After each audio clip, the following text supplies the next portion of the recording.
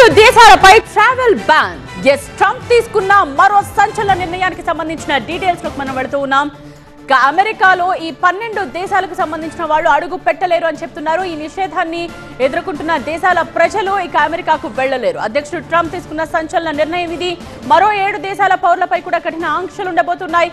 America జాతీయ భద్రత దృష్ట్యా ట్రంప్ ఈ నిర్ణయం తీసుకున్నారు. Afghanistan, Myanmar, Chad, Congo, Equatorial Guinea, Eritrea, Haiti, Iran, Libya, Somalia, Sudan, Yemen దేశాలపై ఈ ట్రావెల్ బ్యాన్ ఉంటుంది.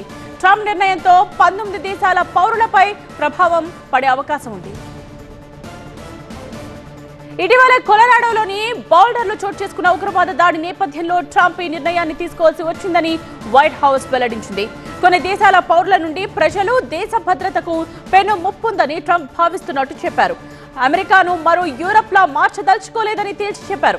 రాజకీయ అనిశ్చితి, ఉగ్రవాద, అసాంఘిక కార్యకలాపాలు, సంఘ విద్రోహ శక్తుల వల్ల ప్రమాదాన్ని ఎదుర్కొంటున్నాము.